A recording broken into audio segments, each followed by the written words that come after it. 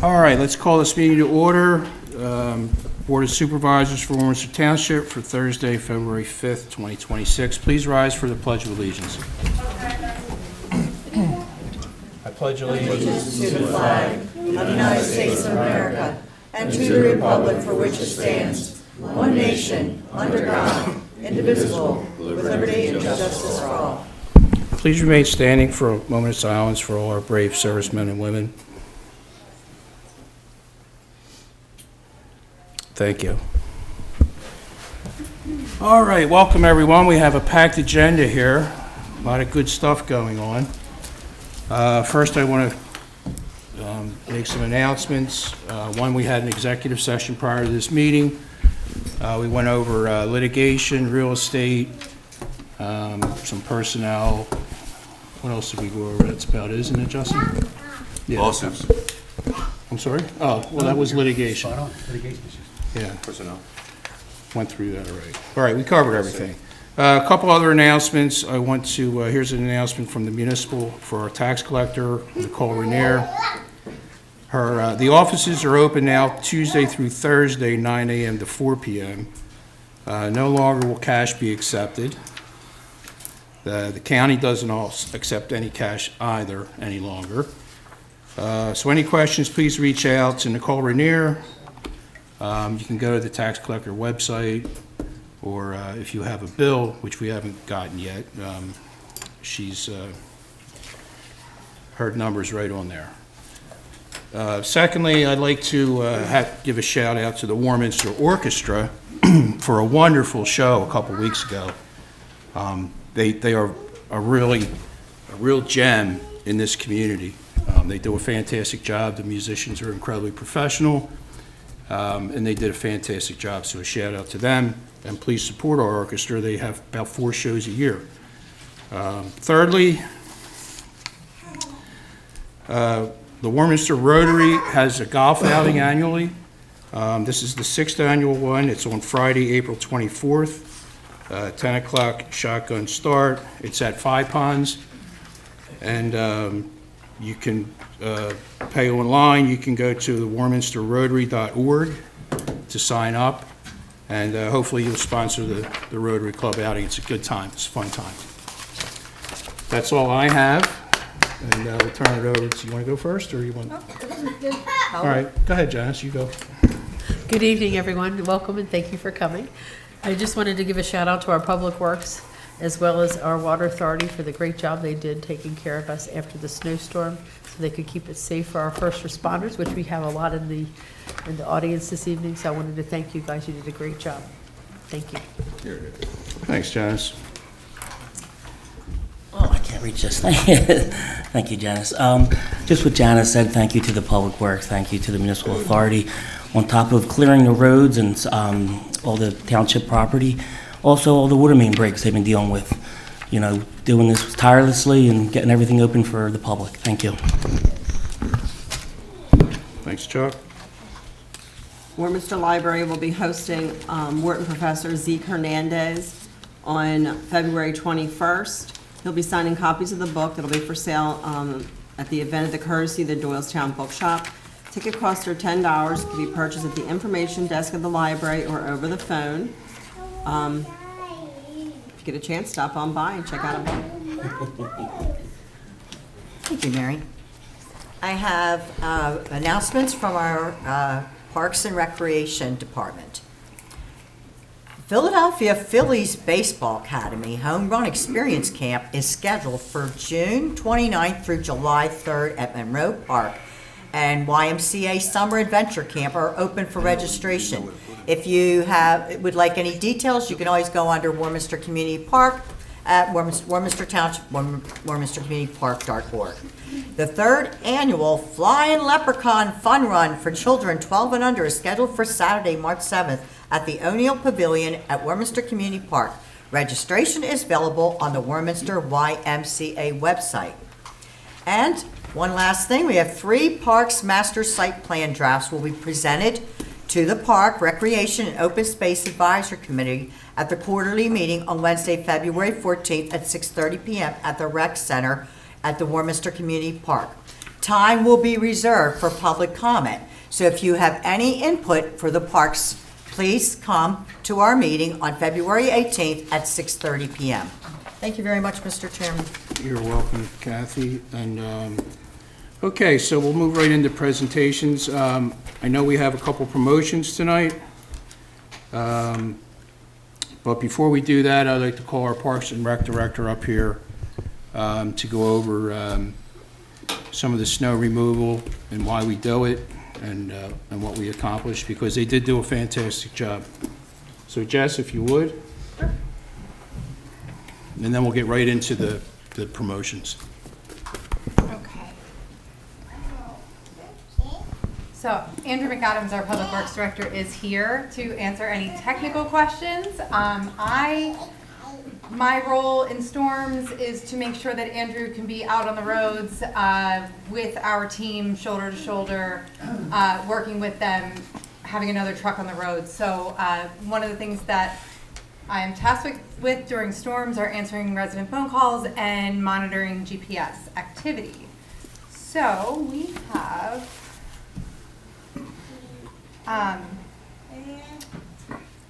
have a GPS system here in the township where all of our township trucks are tracked, and this is our snow map from January 24th and 25th. This is our truck map. So one thing that you won't see on here, I just want to point out, are the WMA trucks. They are not, you're not going to see them on the map. But when a resident calls in and they say, hey, you know, no one's been on our street, that's where I can go in and I can check. I can see where our trucks are and what they're doing.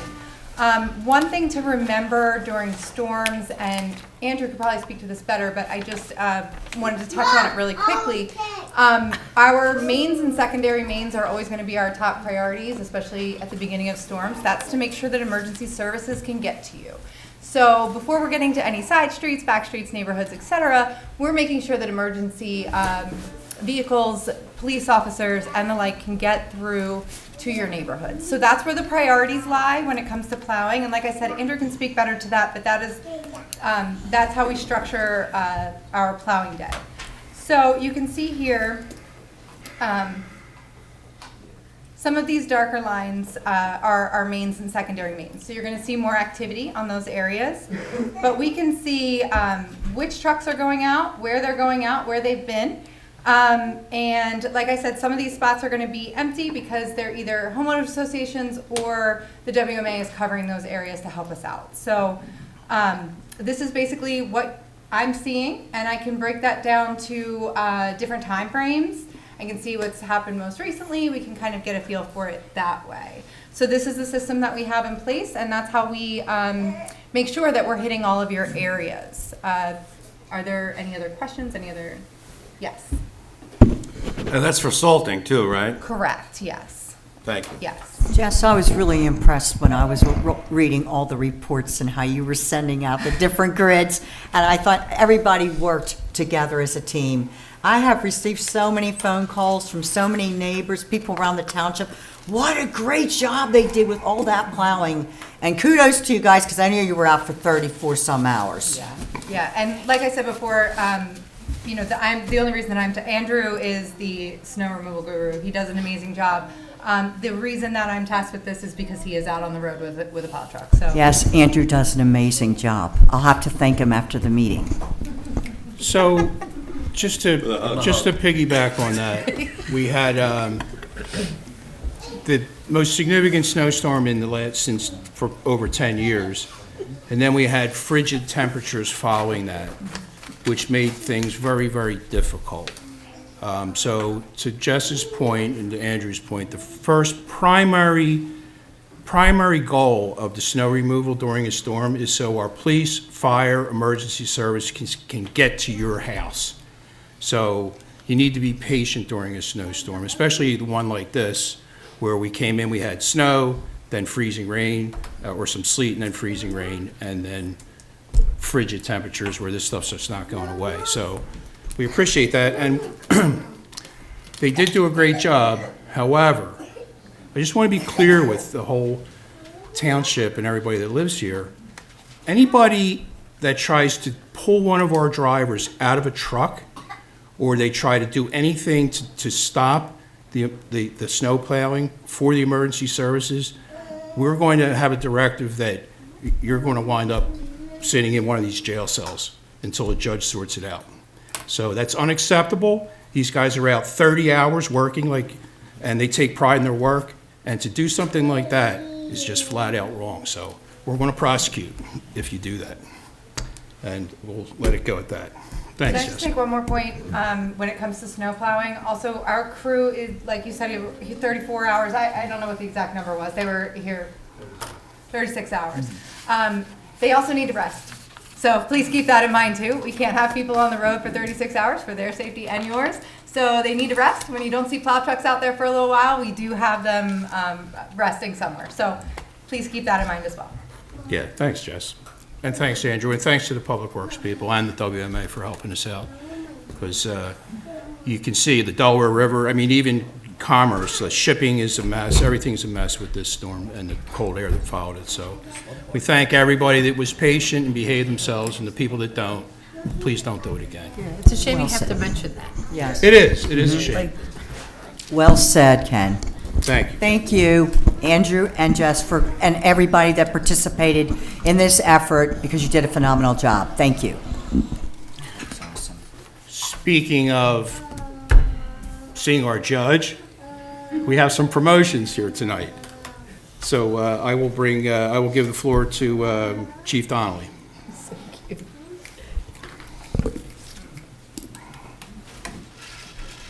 Good evening. How's everybody? Great. I'd like to present two people for promotion. We had Sergeant Ron Zimborski retired this past Monday after 25 years of service, and he went off to enjoy his life. With that, it created two spots. The first one will be Chad Vargo. Chad's a current corporal. Chad attended Westchester University.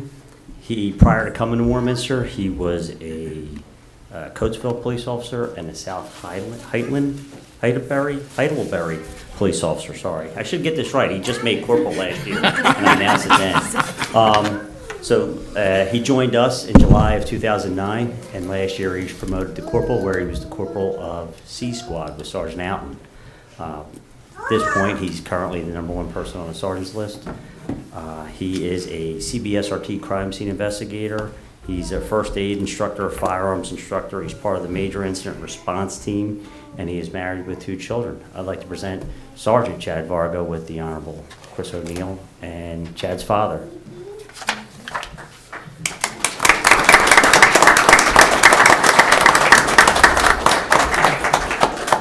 Chris, how are you?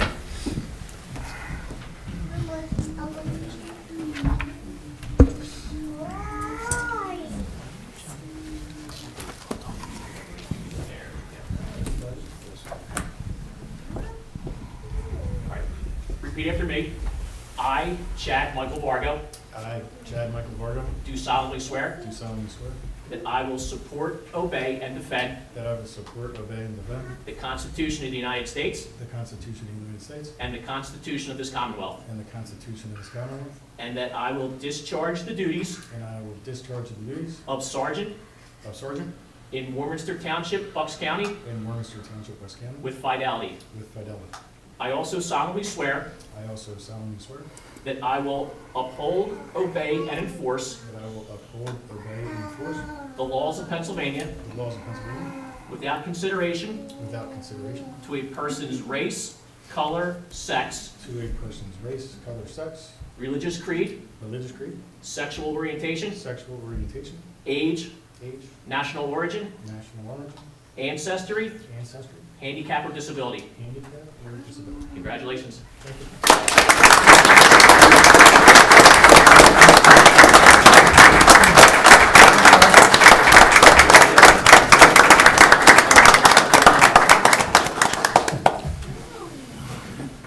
Congratulations, Sergeant. Congratulations.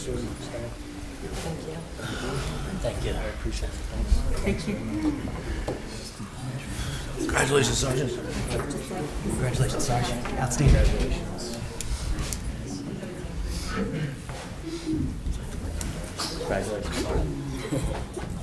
All right. Next is Officer Meghan Wheatley. Meghan was one of my first hires when I made chief in 2019. Meghan was born and raised in Springfield Township. She graduated Springfield Township High School. She attended Bloomsburg University, home of the Huskies, where I sent my oldest and her friend there too. That's how I got to know Meghan. She obtained a bachelor's degree from criminal justice and a minor in political science. She attended Montgomery County Police Academy, and then she was hired by Warminster Township in 2019. She is one of my outstanding FTOs, my field training officers, and she's soon to be and will be one of my defensive tactics instructors. We have a whole crowd with us behind me. She comes from a law enforcement family. Her uncle is Chief Wheatley, who's standing back, and her cousin is a sergeant in Whitemarsh. So I'd like to present Meghan Wheatley for Corporal this time.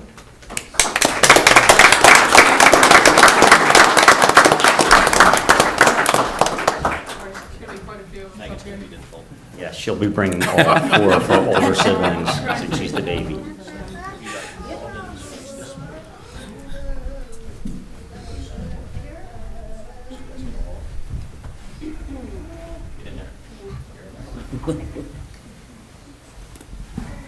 Okay, repeat after me. I, Meghan Rose Wheatley, I, Meghan Rose Wheatley, do solemnly swear do solemnly swear that I will support, obey, and defend I will support, obey, and defend the Constitution of the United States the Constitution of the United States and the Constitution of this Commonwealth, and the Constitution of this Commonwealth. and that I will discharge the duties of corporal I will discharge the duties of corporal in Warminster Township, Bucks County, in Warminster Township, Bucks County, with fidelity. with fidelity. I also solemnly swear I also solemnly swear that I will uphold, obey, and enforce that I will uphold, obey, and enforce the laws of Pennsylvania the laws of Pennsylvania without consideration to a person's race, without consideration to a person's race, color, sex, color, sex, religious creed, religious creed, sexual orientation, sexual orientation, age, age, national origin, national origin, ancestry, ancestry, handicap, or disability. handicap, or disability. Congratulations. Congratulations.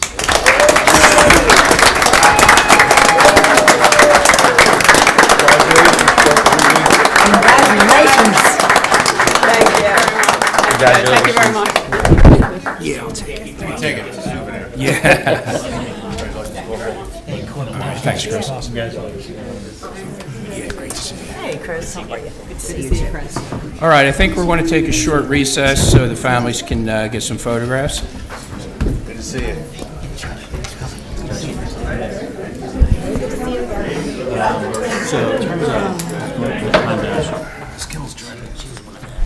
All right, thank you, everyone, and congratulations to our 2 new promotions in our police department. And once again, they are truly consummate professionals, every one of them. All right, so we've got some more presentations here. We have some more presentations. We're going to move on to the Five Ponds Golf Course, the clubhouse renderings, and Joe from Kimmel and Bourget Architects, I'll let you take the floor. All yours. Good evening. Thank you very much for having us. Tonight we're going to present updated renderings and floor plans for the current clubhouse expansion over at Five Ponds. I just wanted to start off by saying it's been a great collaboration to date, working with the township and the township staff to make this project, really come to life and transform what is that clubhouse to a new state-of-the-art facility.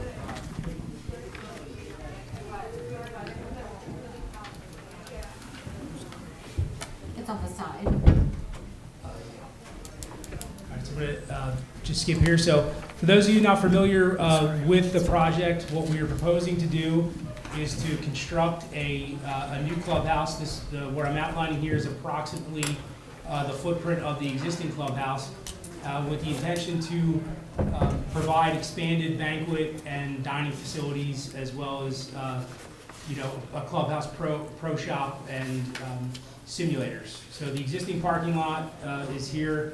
That will largely remain as is. We're creating a new drop-off loop, some ADA parking here. And then what you see here in gray will be, and you'll see as we get through the presentation, some great outdoor spaces that take advantage of the views of the course. So this is the first floor plan. The dashed line that you see in this rectangle here is the footprint of the existing clubhouse out as it currently sits. The bottom here, we come into a main entry space. It's a double height lobby, just kind of, welcoming reception because the banquet facility is on the second floor. Right on access to the main entry is the entrance to what will be the new Five Ponds Bar and Grill. So we have a large bar in the middle here that looks out over the golf course. There's also the ability to have a private dining space that is, operable, and we can sort of separate that space from the main area of the dining. In the lower right-hand corner, this is the service aspects of the facility. There's the loading area, back of house, and then the kitchen. And then on the left-hand side of the building sort of functions with sort of two separate entrances. I said the main entrance to the facility for dining. That's a better pointer. Yeah. Thank you. For main entrance to the dining and the banquet, but on the left-hand side, this is the golf operations here. So there's the cart stacking and line up here, and this is the pro shop. So there's a pro shop entrance with a covered entry here, restrooms, and then 4 brand new golf simulators for rentals and events and simulator leagues that'll happen during the evenings.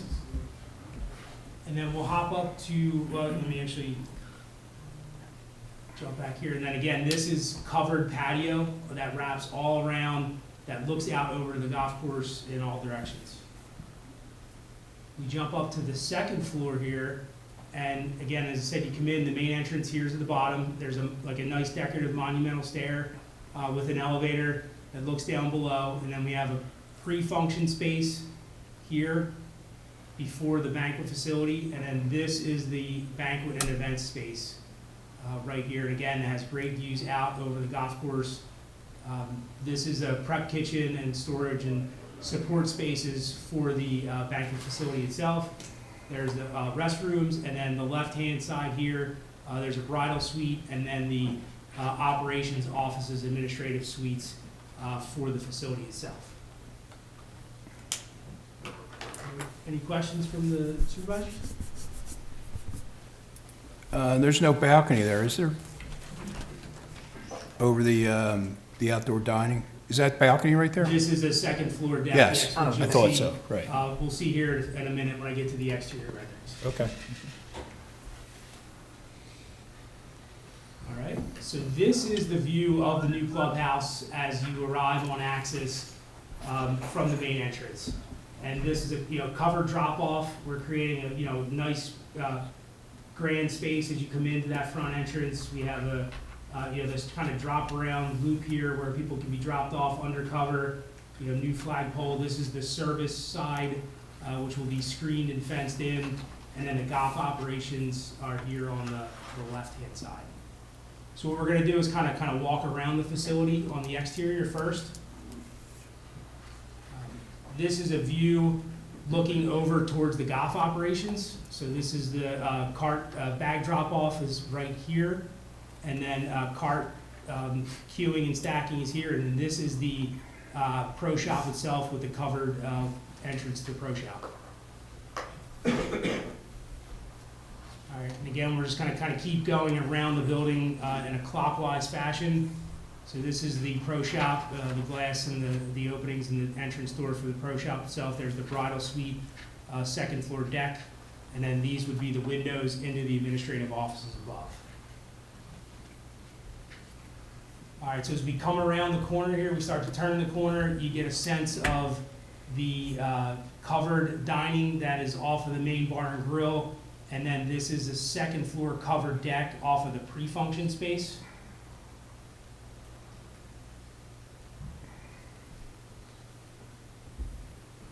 And then as we turn the corner a little bit more, you get a sense of the covered dining that expands out over the bar and grill and that private dining area. So we have lots of outdoor covered terrace. We have terrace areas that are open. Again, you're getting a sort of a better sense of what this looks like. And then you can see all the glazing and glass that looks out from the event space on the second floor. And this is sort of that same shot. We're just kind of getting up in the air a little bit to give you a little sense of scale. We have deep roof overhangs to shade the glass. There's actually a well on the roof there for equipment to screen it so it won't be visible from the road or from down at the golf course itself. So the next series of views I have here are views from the covered dining and the outdoor patios. So this view is right off of the main dining area. So again, we're looking at some timber, timber columns and beams exposed, lots of flexible, movable furniture, TVs, and lots of glass that looks in and out of those spaces. This is kind of looking back in the opposite direction towards the main entrance.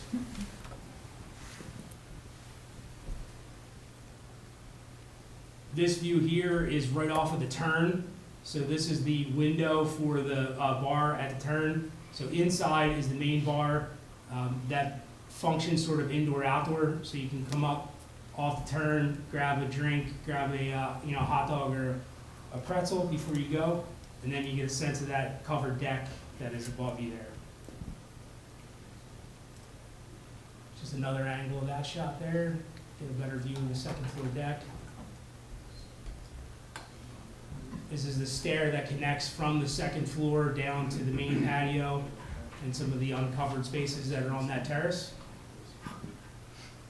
And then this is a shot of the pre-function space on the second floor. So right here, we're up on the second floor, looking in towards the balcony, or towards the banquet space there and the event space. All right, so that's all the exterior renderings. Now we're going to jump into the inside.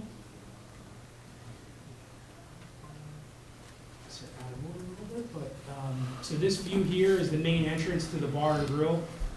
You get a sense there. We have a little hostess station on the left-hand side, some perimeter booth seating, lots of flexible tables in the middle, and then you start to get a sense of the bar there, which we'll get a couple closer up shots.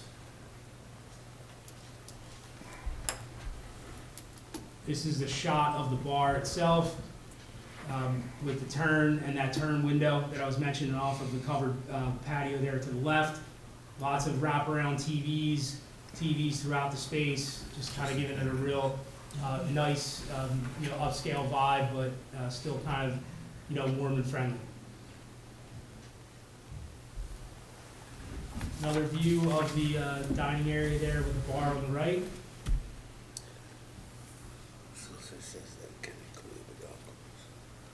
This is a view of the event space on the second floor.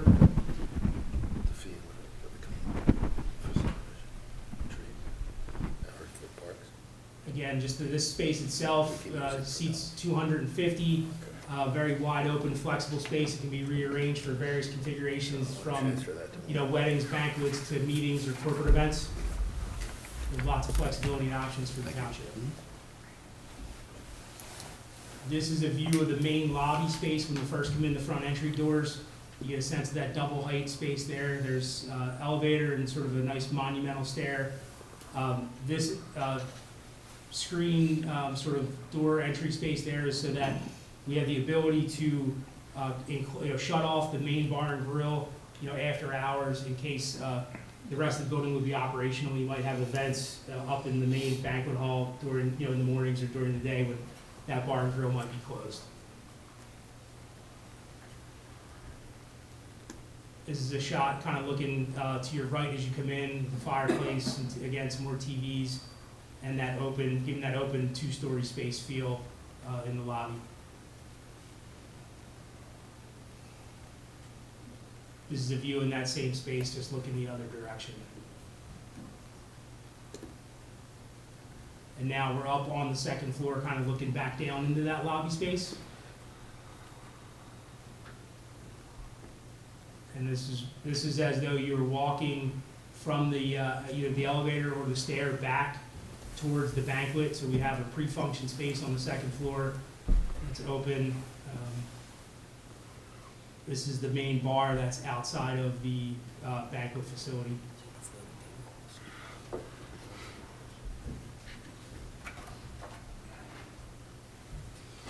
Any questions?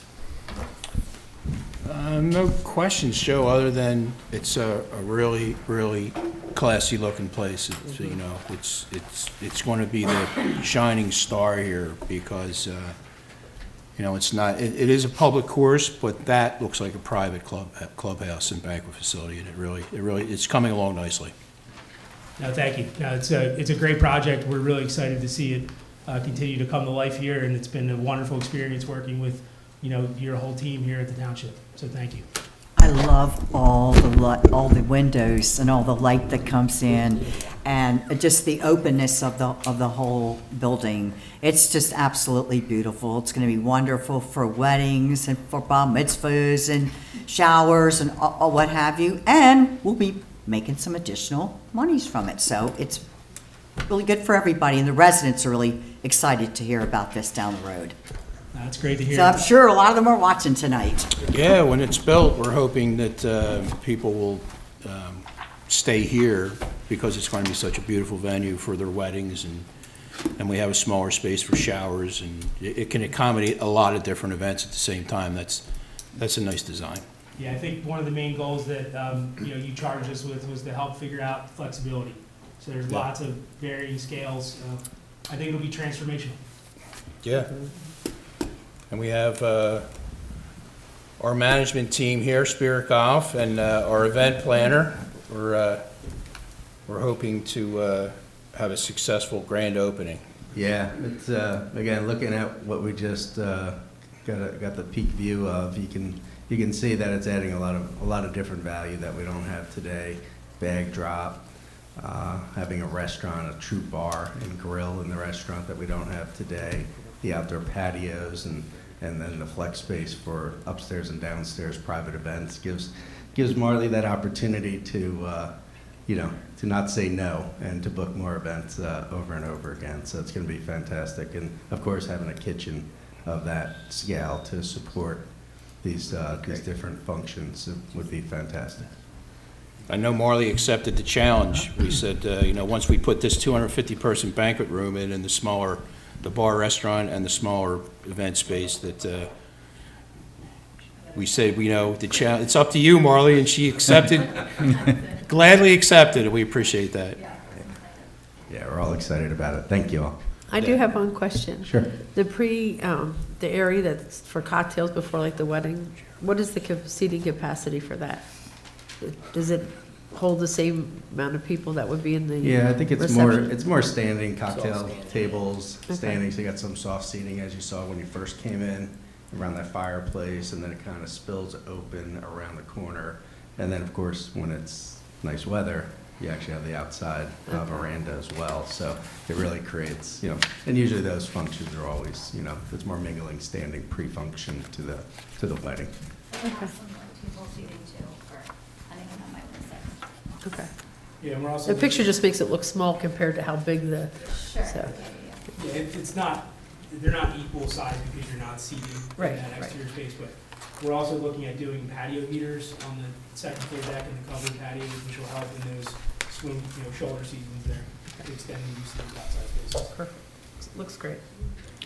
One other thing I had Jen put back up, the overall site, a very small part of this project also on the far left is eventually we have laid out with Mike's team a new cart barn. We need the existing ones next to the white building in the middle of the site. That'll be demoed, and then we'll have additional parking to accommodate the additional floor area that we're adding to this site. So you'll see a more of a maintenance yard fenced off in the back. You can't really see the fencing, and then additional parking the whole way back. And then to the far left will be the cart barn. Another nice feature is the golf carts won't be allowed to access and cut through the parking lot. They'll stay at the fueling station. There's a wider paved area in the middle of the site there towards the 10th tee box with landscaping and the fuel tanks. They can circulate there, or if they're done, they can bring them to the back of the site and through the new barn. So it's a nice, separates the maintenance area as well from the rest of the site if there's a wedding at night. And you can, just like the pro shop and the banquet facilities and all that, everything was kind of laid out in mind to, you know, try to keep a little more separation from the golf operations and if Marley's hosting a banquet upstairs. So Thanks, Craig. I know we've been talking about this for a long time, and Mike had found the original drawings of the clubhouse that's existing, and it actually did have a second floor and all the amenities that we should have built a long time ago. So Do it right the first time. it would have been yeah, well, that's why we wanted to make it like this, because we want to do it, we wanted to think of every possible thing, and then, you know, what the costs were, and then work down from there to make it functional, but not to lose what we really need here, and that's a big venue and a destination for people to come on Thursday, Friday, Saturday, and even Sunday in the summer and hang out. And then we have winter golf leagues. We have 4 simulators. We can have golf leagues in the winter, especially on weeks like this. Oh, yeah. Oh, yeah. It would be very busy. You can right get now. some swings. Yeah, it would be packed. That's right. Plus, you know, everybody can hang out, and it's just going to be a fun place to be. So, Yeah, exciting. yeah, Yeah. absolutely. it's excellent. Thank you. Thank you. All right. Last but not least, we have our biannual report from our municipal authority friends, and I'll introduce the manager and assistant manager, Tim Hagee and Daulton George. And sorry, Andrew. I'm just marveling at how sharp you look tonight, so I'm just holding you for last.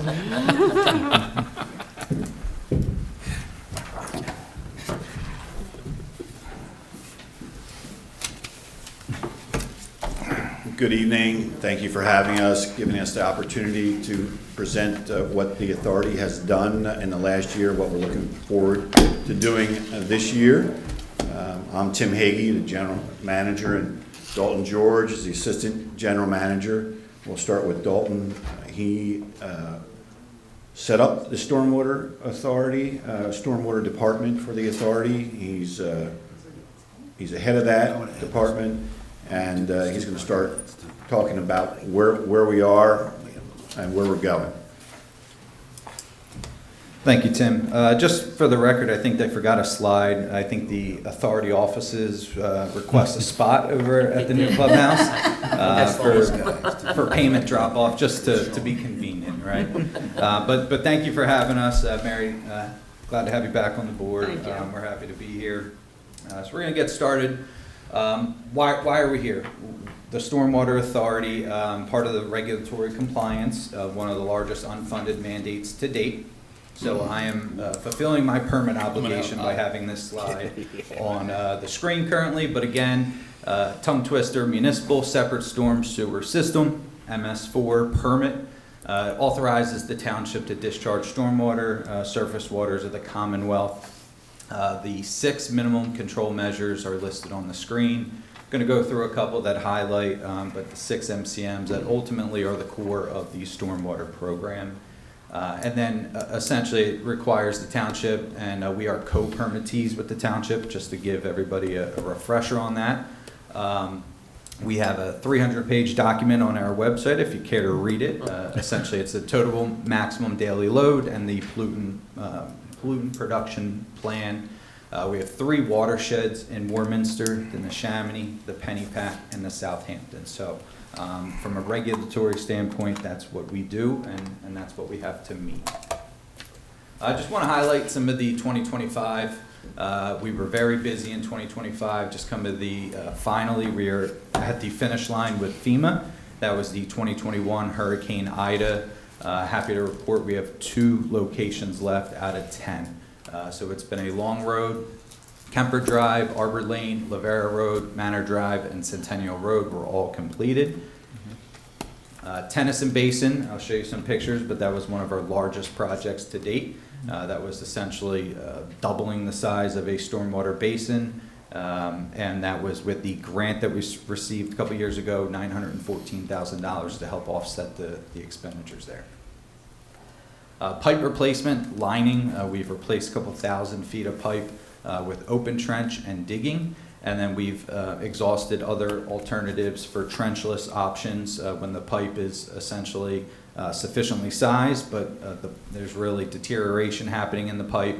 There are ways that you can line the pipe without digging up people's yards, and you'll see in the pictures, stormwater, it's very different than our other two utilities. You know, sewer, water, typically in the middle of the road. Stormwater does not follow that, right through the houses. And so when you start to add up the cost for these locations, it's the replacing of driveways and fencing and removing trees because these pipes have been in the ground for 50, 60, 70 years. So we are looking at alternative options. Just standard work orders. Our staff is very busy cleaning storm drains. They're not out there removing ice and snow from storm drains, so we're trying to get a good melt here. But typically the fall is our worst time. You get a lot of the leaves falling.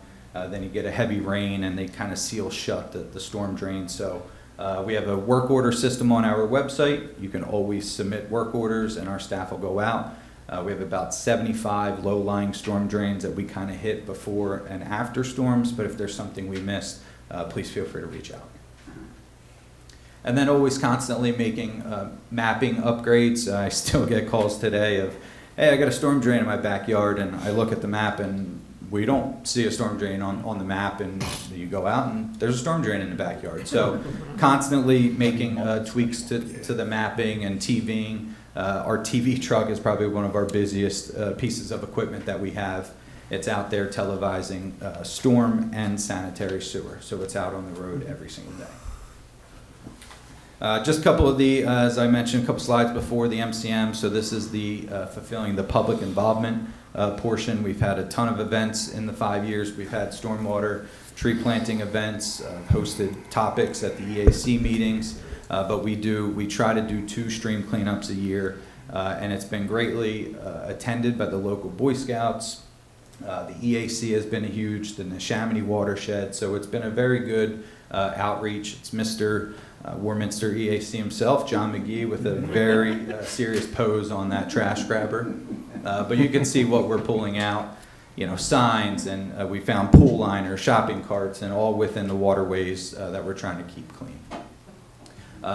Here's what I just mentioned, right? Doesn't follow the middle of the road. That is a very large excavator that has to fit through those houses to replace pipe. And so this was a contracted job with G&B Construction. I can't say enough of G&B. They're very conscious of the homeowners because you are right in their personal space. And it killed us because the lady on the right, her yard is impeccable. And we came in and obviously had to replace that pipe.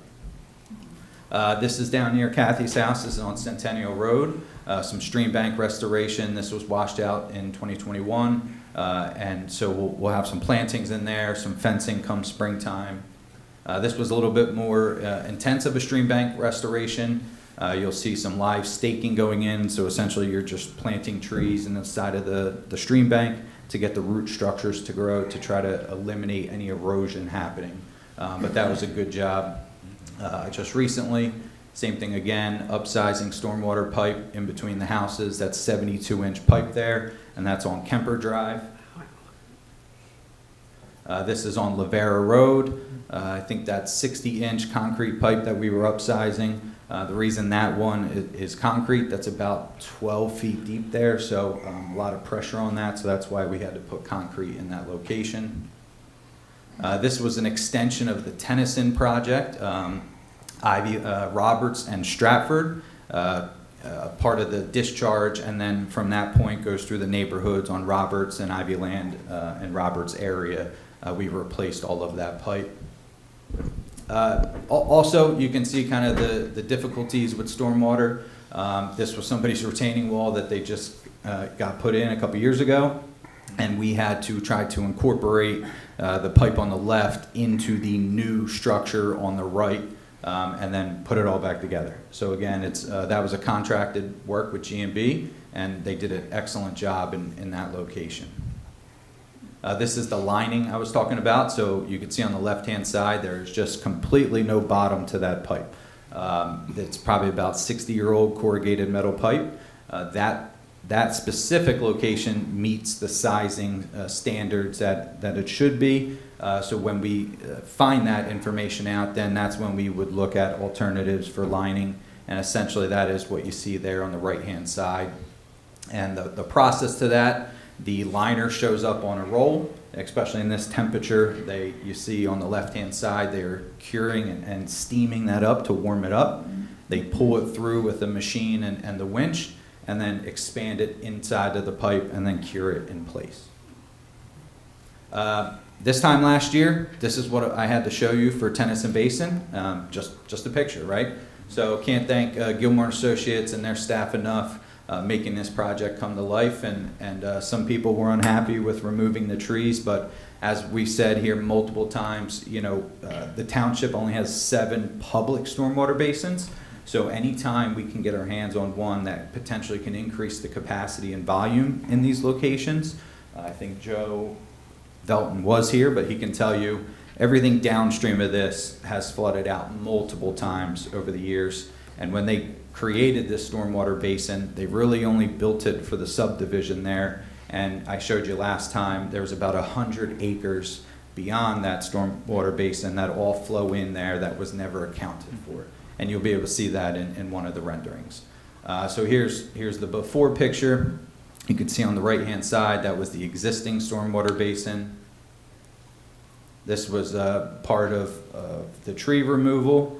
And it's kind of a little hard to see there, but the stream was favoring the left side. So all of those properties on Mitchner Court, their backyards were eroding away, and it was eating into the properties.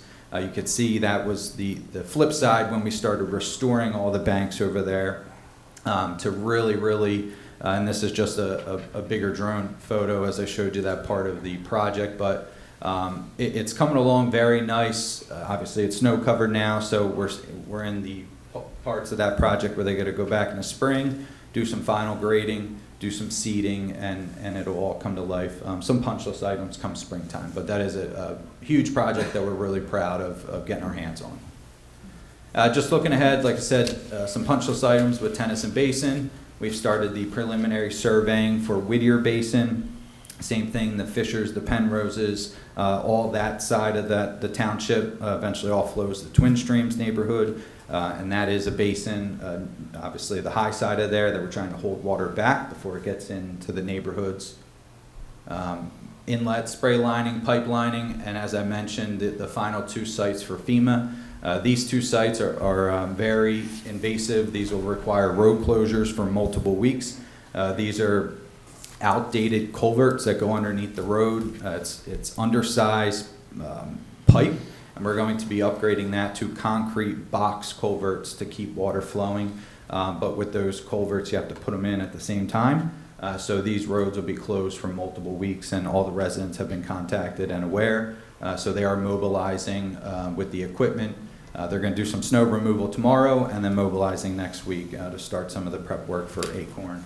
And then Laurel Avenue will follow that. Anytime, Andrew's going to follow up with the road paving program. Once we are aware of the roads for the following year, our staff goes out, repairs any storm drains that need to be repaired, replaces any storm drains, any pipe work, because obviously we don't want to have to rip up the road if we know the pipe or inlets are failing. Some stream bank restoration on the agenda, and then we have some plans in the work for Perry Road. It's an area that gets flooded pretty badly. And then again, hopefully this time next year, and we probably won't be out to construction, but same thing, just a general concept of the Whittier Basin.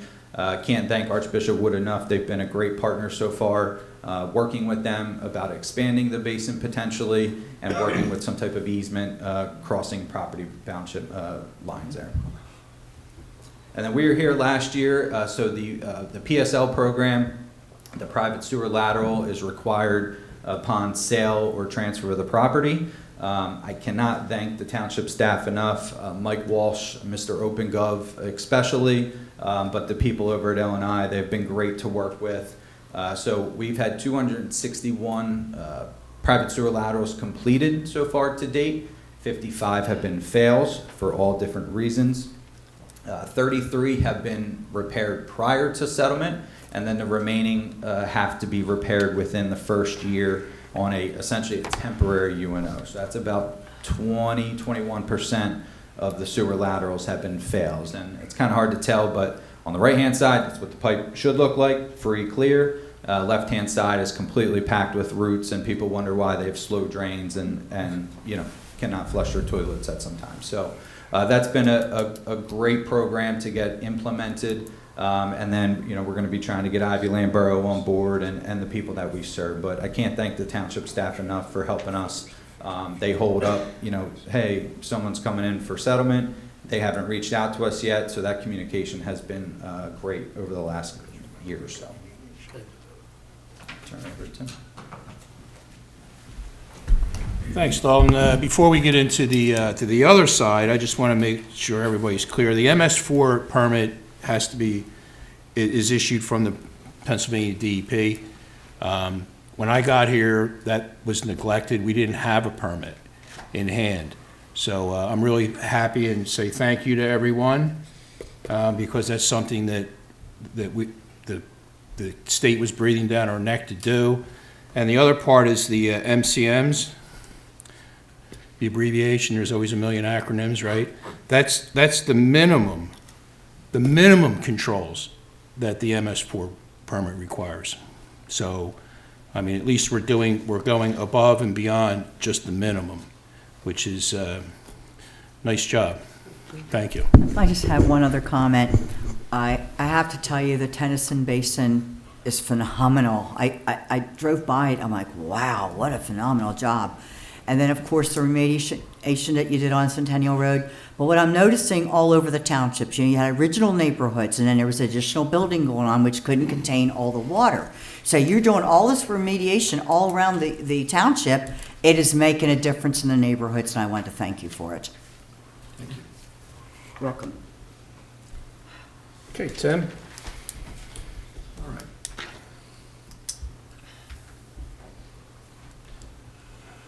For 2025, we had a reduced water usage rate for quarter 1, quarter 2, quarter 3.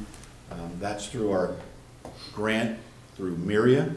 So when we obtain that grant, we have a reduced rate that we utilize for the customers, save the customer some money, and we get reimbursed through the Myria grant. So we're happy to do that when we have it. Hopefully, we're going to do that later this year. There was a little less grant money available, but sometime, hopefully, quarter 2 or quarter 3, we're going to start a reduction in the water usage rate. I always like to talk about the value of municipal ownership. Private enterprise is always supposed to be better than us. They can do it faster, quicker, cheaper. Here's what that story says. If you're faster, quicker, cheaper, better, Aqua's a humongous water and wastewater. They're about $104 a month for wastewater compared to just about $50 for WMA. So we're a pretty good bargain compared to the privates. Aqua's water is about $81. Ours is a little bit more than $43 per month for the average customer. Again, we're a pretty good bargain. $43 for water service, $50 for sewer service per month. I tell customers that are saying it's too much, we are the last great bargain. With stormwater, you saw what Daulton showed you, what we're doing with stormwater. That Tennyson Basin, by the way, was about $2 million. So we have a lot of the other projects you saw, we're going right between houses and things like that. Those are not cheap projects to undertake, but we're taking the ratepayers' money and we're doing what we need to do to improve that old and worn out stormwater system and make it better for the community. We have an updated emergency notification portal. It's on the newsletter that we sent out, QR code to hit. If you haven't done this, the people that are watching or listening, it's important. That last storm, after the last storm, we had bitter cold. We had a couple water main breaks. We had a really nasty water main break on Henry. I couldn't shut the water off. I had valves from 1954 that didn't operate properly. So we are in a process of upgrading our system, and we'll get into some more of that later, but we made a monumental mess on Henry. Thank you to the police department for helping block off traffic so we could clear that up, and Public Works. They needed a break from working their 36 hours, and they had to come in on their time off to help us clean up that mess. But our guys were out in the middle of the night in very, very cold weather, and then they got home, got to sleep for 3 hours, and come back for the next one. Water capital and sewer improvement projects. We're going to be replacing some old blowers and pumps at the wastewater plant. Wastewater plant is a biological entity, and you need air to keep that bacteria alive and thriving. Those blowers are old. We're going to be replacing those. Hopefully we're going to save some energy and get some energy credits from PICO. Headworks. Headworks is just the beginning of the plant. Unfortunately, some of that stuff is it was put in the 50s or 60s.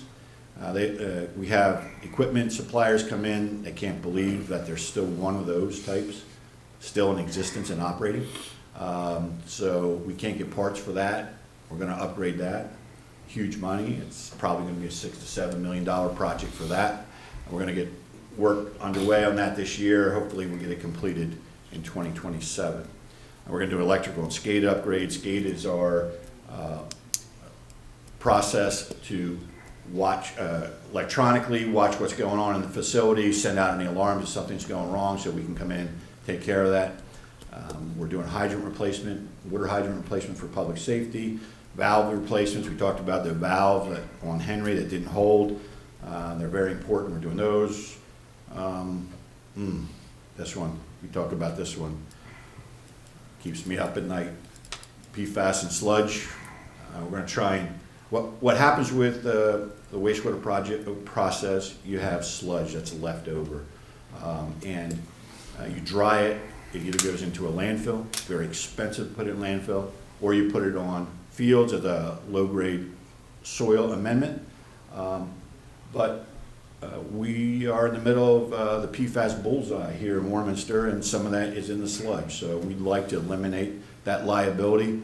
We're looking at a gasifier. We're looking at different processes to do that. But we're in, that process is another $15 to $20 million.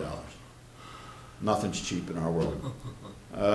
We do 10,000 feet of slip lining. As Daulton talked about doing a slip lining, a lining of the stormwater, which is new, by the way. It's a new process. What Daulton didn't mention was that it's 4 or 5 times cheaper than open cutting because of all the things you wreck as you got that equipment. We had done a lining project. I asked them, I wasn't here that day, I asked them where it was, went out, I couldn't find where they did it. It looked like there was something in the streets and little shavings from the plastic pipe, and sure enough, that's where it was. But it has no footprint, other than we renew the pipe without having to dig it up. But we found out it's about 4 to 5 times less expensive, so whenever we can, we're gonna try and save the ratepayers some money in renewing these pipes. We do 100 manholes a year. We do a little bit more than that. Last year, we're going to probably do a little bit more than that this year. We got good pricing. Essentially, we make the manholes new. They're made out of bricks. A lot of them are made out of bricks. They leak. Leaking water in is just the bane of any wastewater operation. So we're trying to make, we're just improving the system. It's old. It needs help. We do the same lining process for that sewer lateral. We have a sewer lateral, as the homeowner has a sewer lateral to each property. And if ours needs to be repaired or replaced, we try and do it with lining. Sometimes it's less costly to dig it up. Sometimes it's just a lot less costly to use the liner. We're doing generators and Godwin pumps. This is just backup equipment for our pump stations and our wells. Well treatment construction. We're talking money again. Well treatment and construction. These wells, fortunately, we're getting funding for them from the United States Navy as a reimbursement, also from Myria. We have 6 wells that the United States Navy is going to reimburse us for putting treatment on, and 3 wells Myria is going to reimburse us for. This is a wastewater aeration project. This is equipment to aerate the wastewater basins, keep the bacteria alive, well, thriving, and reproducing. We buy this equipment, so the contractor that would install it doesn't have to mark it up. We can buy it and save ratepayers some money. This is another pump project. Pump on your left side of the screen is 40 or 50 years old. It's obsolete. It's not energy efficient. The pumps on the right side are in this exact same position. Those pumps are actually a little higher horsepower. They move the sludge through the process, but they are a little larger, but they're much more efficient with the electrical equipment attached to them. So hopefully we're going to get some more money back from PICO for energy savings on that. Warminster construction crew. We started a construction crew in-house so that we could do these projects more cost effectively. We did water mains in 2025 on Prospect and the rest of the speedway, as you can see there. That's wrapping up. We also did Aspen Road sewer force main. We did it. That's a future project. We knew we were going to have to upgrade that in the future, but since we were digging in the street for water main replacement, we did that as well so that we wouldn't have to come back and dig up that new street that's just been repaved. Here's the pipe we put in, Speedway. That yard's almost completely empty. I went past it today, smile on my face. There's only a few sticks of pipe left to be put in on Nemeril, and we will be done with the water main. We have to connect once the water main is tested and passes all its water quality tests, then we can come back and hook up the water services from the old main to these new mains. That was a lot of pipe to put in. It was a pretty remarkable work that this new team did for us this year. Here they are in the street. Open cut is difficult. It's not a lot of fun for the neighbors, but we go down the street with what's called a zipper, and we literally grind the McAdams surface, the wearing surface of the roads, and then we install the new water main, and then after that's all installed, then we test it. We come back, we pave the trench, and then we hook up to the new water main after that new one is complete and tested. For 2026, we're going to be doing Lavera Road, Fitch Place, Sandy Lane, Georges Lane, Carroll Circle, Woods Lane, and Boxwood Drive. Those are the streets we're concentrating on. We're doing a road, Miles Road. That's actually Northampton. We're doing that as part of PFAS remediation for the United States Navy. Northampton doesn't have a water main close by. These properties are all our sewer customers currently, so now they're going to be our water customers after our construction crew installs that water main later this year. We're going to make our well number 2, instead of a production well, we're going to make it a chlorine recirculation station. Our wells in the township were all part of a production system, and they were all scattered throughout the neighborhoods. They all had chlorine injection. We have to have chlorine at a certain level in those pipes. We have to have them at a minimum level. Not having those wells online makes it a real challenge to chlorinate. So we're going to do chlorination recirc at that location to help with that. doing a flood pump at the treatment plant. We talked about stormwater. When that little Neshaminy Creek rises to a level, our gravity from the wastewater plant no longer works, starts backing up into the wastewater plant, and we literally have to pump it out. So we're going to put in another flood pump to help with those high flows. Our construction crew is going to do that. This circle on this map, and this is I think I've said it before, it's one of my favorite maps. Before I got here, no blue. When we change out an old cast pipe to a new ductile iron pipe, we color code it on the map. Anything that's blue has been changed out to ductile iron or installed with ductile iron, and so we're taking this methodically as a very long-term project. Again, those roads we're going to be doing this year in that red oval. We have a similar map like this for the sewer collection system, and when we line it, we renew that pipe. We do the same thing. We have another map that looks pretty much like this for this on the sewer side. I'd like to finish on water quality. Still surprising, people don't know that we've had water quality issues. There's like, well, why didn't somebody tell me? We've publicized that so many times, but I want to finish on water quality. We continue to provide high quality water to the community. We get it from Forest Park. It's a state-of-the-art facility. It wins many awards. The only complaint we generally get from customers, they don't like the chlorine. They don't like the chlorine smell. We have to put chlorine. It's by law, by regulation. I don't like drinking either. So if you don't like chlorine, you can have a simple filter or just leave it open in the fridge overnight. New PA, DEP regulations. They came out with regulations lowering the amount of PFAS that could be in water. We already exceeded that before they implemented those regulations. And I'll take any questions if anybody has any questions.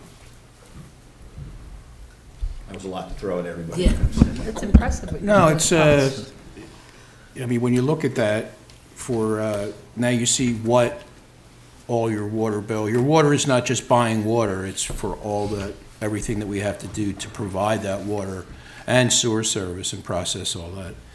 So, yeah, and people, people want to try and say, oh, it's a rainwater tax. Call it what you want. Whatever you want to call it, we're taking those funds and we're improving the system, making it better for the community. that's right, that's right. I just wanted to follow up. I want to thank the chairman of the board at the Municipal Authority. He's here tonight, and Debbie. I know you don't get much recognition over there as a guest, but we'll recognize that. So I just want to thank Walt for spearheading a lot of stuff. I know I work closely with him, and one of the things that I wanted to let the residents know is that we always look for sources of funding, and right now we're in preliminary discussions with the Army Corps of Engineers through what's called a 566 program, which is money that comes from the federal government to help with wastewater operations and projects to upgrade. We're trying to get some stormwater bank restoration funding. I mean, these projects are monumental and they're very expensive. So we are working with our congressmen, our senators, and the Army Corps to try to get some supplemental funding so the ratepayers don't have to bear all the cost of this stuff, because it is expensive. Mr. Chairman, could you give us some insight on how you're so familiar with the comings and goings of WMA? I happen Is it because you're on the board? Yes, I happen to sit So on when you that say board we, as you well. mean them? Yes. Thank you. Thank you, Jen. Did you get that? On the record, Jen. They. I have a comment, Tim. I remember when, Thank you know, all the PFAS things were around, and how all the residents were scared. And you took the bull by the horns, and you did all the remediation needed to address this issue. Clean, all wells are online, but one or two now?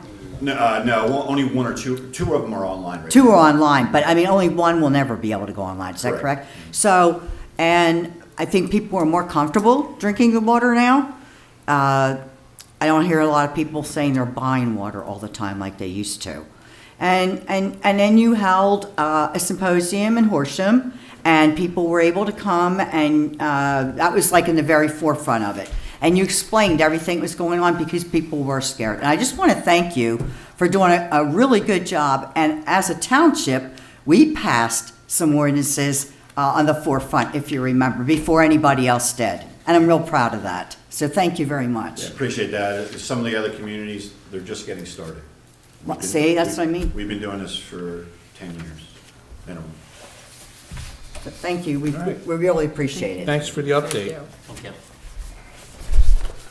And to the public, every second Monday over at the municipal building, we have our meeting, and everyone's welcome to attend, and they can actually get into some details as to what we're doing over there for the residents. All right. Thanks, guys. Thank you. Now, do we have walk-up music for you? Yeah, I was gonna say, we need some music. We'll do it in post-production. Our Public Works Director, Andrew McAdams, you have the floor. We'll do it in post. Okay. Is this the one you want, or do you want the other one? We'll use the map. The map is fine. Okay. 2026 road program. So last year, 2025 road program, portion of that was within the Speedway. That was phase 1. This year will be a continuation of that to phase 2 to complete the remainder of the Speedway. As Daulton had stated, and Tim had stated, they're finalizing their work within the Speedway now. We will coordinate paving as, typically in the past, they would, pave the portion of the road that they disturbed, and this way in working together, we can just pave the road as one cohesive project. So, took a little coordination and some timing to get it done, but, I think it's well worth it to do it in that manner. So you can see that area in blue. If you're not familiar with the Speedway, it's the bottom center of the map, sort of that triangle portion. So we'll be doing the remainder of the Speedway between Street Road and I believe that is Main Street, and then Sunnymead, Evergreen, Madison. That's basically the road program this year. We might have a potential alternative, but for the most part, that's probably, with the cost, that's probably what we will, the entire project. I know that's the one question everyone asked, well, how many roads have we done in the past 6 years? With completing this in 26, will take us to 52.3 miles of roadways. Awesome. It's nice. So, along with the road program, always comes the ADA ADA ramp program. Again, another federally funded mandate. That's non-funded mandate. You can leave the map up. We don't, Oh, okay. Yeah, you don't. We still are trying to catch up from the 2021 road program. We did kind of move around a little bit in the past 2 years, trying to complete the Speedway and prioritize another neighborhood near the McDonald's school. So we felt like that was an appropriate place, with the school students walking to school in that area. That was kind of where we focused our attention. This year we'll be jumping back over to local neighborhood over here, Fairfield, King, and that area over near Meadow Run Park, where we paved 2-3 years ago. So we'll then complete the ramps within that neighborhood. So that's basically, and then obviously we had done the ramps in the Speedway already, so hopefully after this we should be caught up, except for the HOP ramps, which Craig can explain. The cost of HOP permits for those ramps is significantly higher than we would be doing within the neighborhoods. So at some point we will need to address those HOP ramps, but at this time, HOP meaning they're along PennDOT roadways. So York Street, we do have some ramps in those areas. But yeah, that's kind of an easy one this year, so if anyone has any questions. Comment. Great job. And everybody on your crew. Thank you. Thank you. Andrew, the project in general is to mill the streets and then repave them, right? And that repaving should last how many years in your estimation? Typical mill and overlay project, the wearing course, they call it wearing course for a reason because it wears. Typically 15 years is the life expectancy for wearing course. Unless you were to do other surface treatments during that 15-year time period, which could extend it, another 5 years potentially. But a lot of those procedures are still, in a testing phase. They're not always approved through liquid fuels or PennDOT. So you can sometimes get into test programs with materials, but again, they're not always, as effective as they are intended to. But 15 years is typical lifespan of a wearing course. Thank you. Obviously, type of traffic and the amount of traffic also, if you might see that they pave the turnpike every 5 years, obviously, because the type of traffic and the amount of traffic, where a local road like Henry, you might get 20 years out of Henry Avenue. So we're basically, by doing these projects each year, we're putting value back into the neighborhoods. into the residential Absolutely. neighborhoods. So in the last 6 years, we've paved over half, 52, a little less than half of the 111 miles of road. Yeah, so that's fantastic. If we can finish it up in the next 6, and then we can just cycle rack, might get a little bit of reprieve, some minor repairs here and there, but then we can just cycle rack right back in, right? Yeah, thanks, Andrew. You guys do a nice job. When are we going to run the bid? The ads just went out. Ads went up?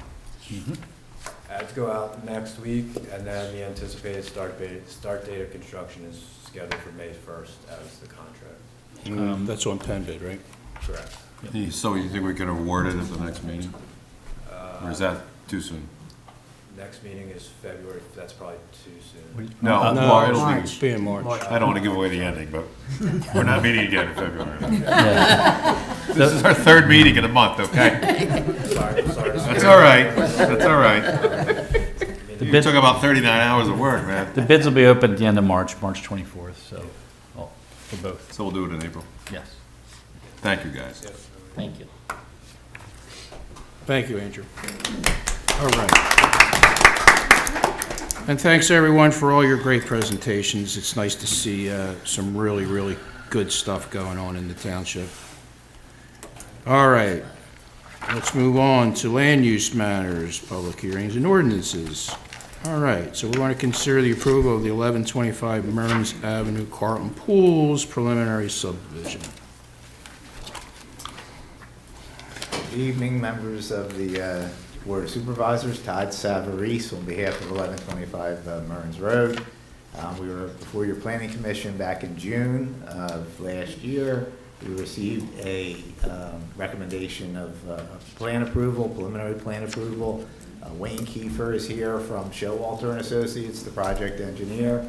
He's been interacting with Gilmore since that time, and we've reviewed the proposed resolution that's prepared by your solicitor with a couple tweaks that were negotiated right prior to the meeting, and everything is acceptable to my client. So we're here requesting the board's consideration of adopting a resolution granting 1125 Mearns Road preliminary land development and subdivision approval. Thank you. I'll jump in. This was part of a settlement plan that the board and the applicant came to a compromise and subdivided off the existing house. So you see on the top of the plan there. And then the warehouse, new warehouse is the bigger building. Obviously, it's surrounded by industrial use. They wanted to keep the house. So I think it worked out all right with actually doing a subdivision, and the court-approved plan then outlined everything. There was a couple items in that settlement that we didn't address because it wasn't fully engineered. You do have a resolution in front of you tonight that staff had prepared. As Mr. Savory said, there was a couple last-minute conversations, and I do recommend making a couple changes. What Justin and I thought we would do is, I don't think they're major changes, but we can, once you have some feedback, and if the board so chooses, I'll I'll make some comments as far as the conditions. They're related to tree plantings, a couple minor waivers that are related to DEP approval that is customary that we waive. And actually, I think that's it, trees and a couple minor waivers. But majority of the resolution is in order, but I'll go over that once there's any other feedback from the board. Well, what are the waivers? The waivers that are being requested, because I understand this is something that just came up. Yeah, the changes of the waivers would be the fee in lieu of for the 2 larger trees. We calculate a fee using your fee of $300 a tree. That is one item. Then the other item would be they originally asked for a waiver of all tree replacements for additional woodlands that they're disturbing. We'd be recommending to modify that. It was in your packet as being denied.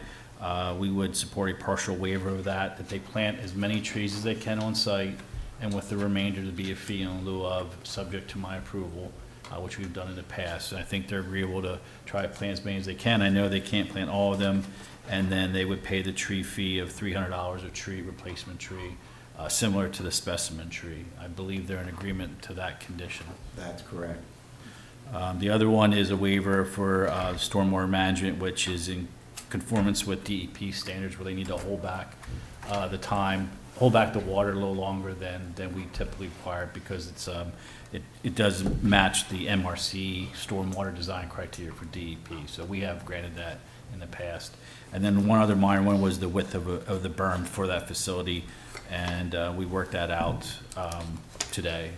To modify that. We've done that in the past. So they've agreed to widen the berm an additional 2 feet from what they originally said. So I'm okay with those changes. Justin has, I think Mr. Savory's prepared some of those changes. We made a minor tweak to the one. And I'm okay with conditionally approving that subject to those changes. Justin Scott can memorialize that after the meeting. Okay, just so I'm clear, you're going to plant as many trees as you can on the site, and then the remaining that you cannot plant, you'll pay the fee. That's the actual fee that's there. There's no reduced rate. the $300. He's agreed to the $300 per tree. I mean, the issue there, Mr. Chairman, was it's an industrial property. Initially, we thought that perhaps, replanting trees would not make sense, and the fee would be more appropriately spent to plant trees elsewhere in the township. But the discussions we had with Gilmore are acceptable, that we will plant as many trees as we can, and whatever residual amount we are unable to plant, we would pay the fee at $300 per tree. Okay. Any other questions from the board? No. Yes.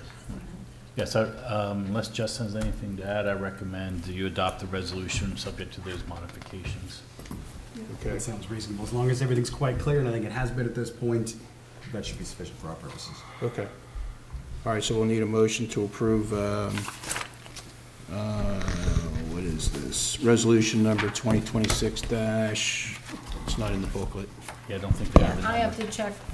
Okay. I think we're at 7, but. All right, so the resolution for the property at 1125 Mearns Road, with the noted changes that were agreed to, as far as the 2 waivers and then the tree saldo, section 523.8.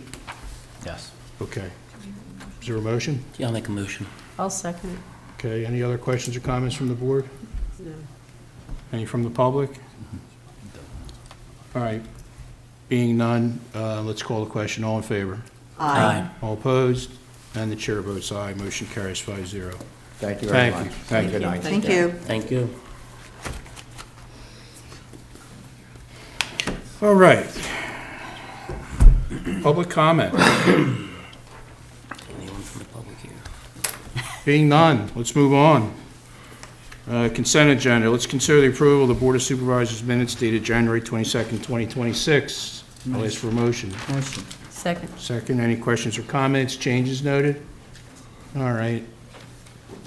Nothing from the public, so let's call the question. All in favor? Aye. All opposed? Chair votes aye. Motion carries 5-0. Thank you.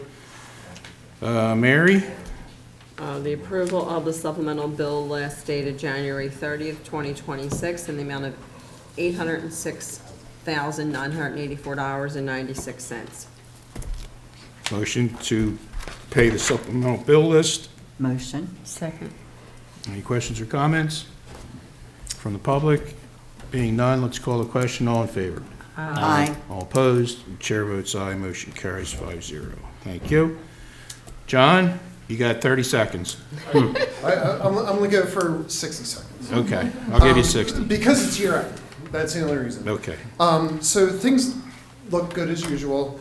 Just to mention the financials that you're looking at, it is audited 2024. They're final. The 2025, we still have some accruals that are going to happen back and forth. But for the most part, everything still looks really good. The general fund was 6% over revenue from budget. So that's good news. We're within 1% of our expenses to budget. So like that's always like where we want to be, is we want to be on budget. So being within those like frames is like really good. Overall, throughout the funds, especially the GOT fund, because we had that presentation today, the GOT fund did fantastic this year, but all the funds did really well. Besides that, I think everything else looks really well.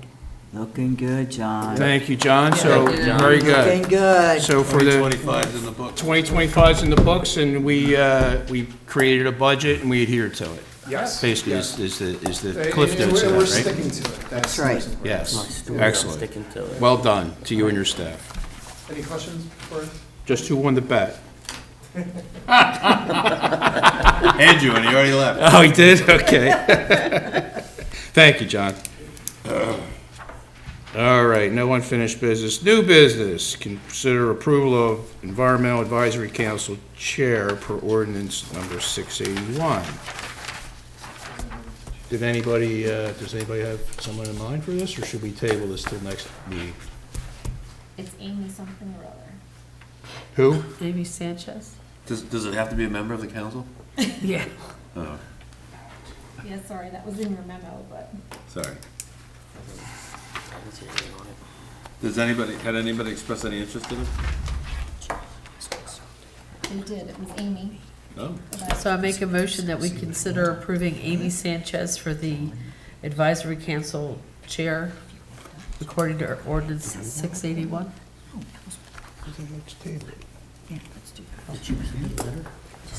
She said she did. Okay, I thought I did. Okay, she's been it before. All right, I think we're going to table this for now because it's something we have to think about. Okay. Okay? So we're sure what we know, talk to Yeah. John, who was We want to the- talk to the EAC, and I'll be at the Okay. next meeting, and Okay. we'll talk Right. about that. Do you and then want let to us know.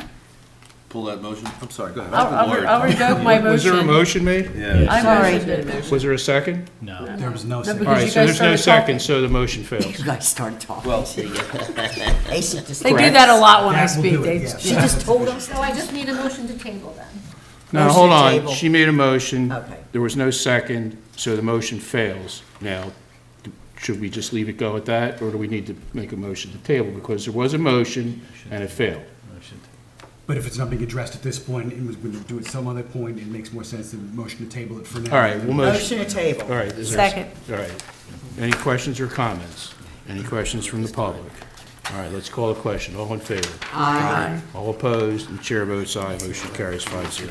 Thank you. All right. Tom, would you like to go first? I just want to say I love you guys. I do. This was a comment meeting with John. Yeah, it's just a couple of things. First of all, the township parks are closed indefinitely, basically until the snow melts. Why?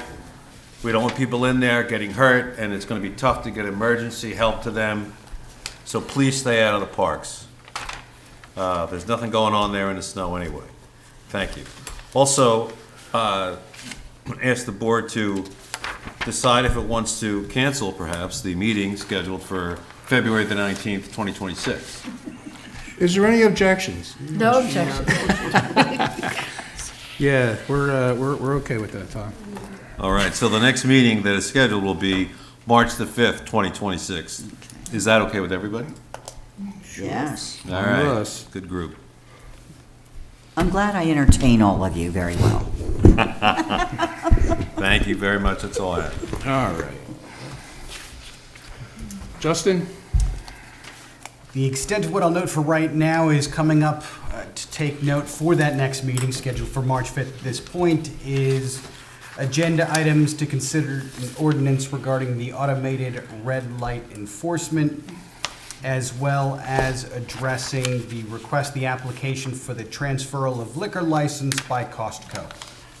Those are the items that I have. Otherwise, that's it. Okay, thank you. And last but not least, Mr. Kennard.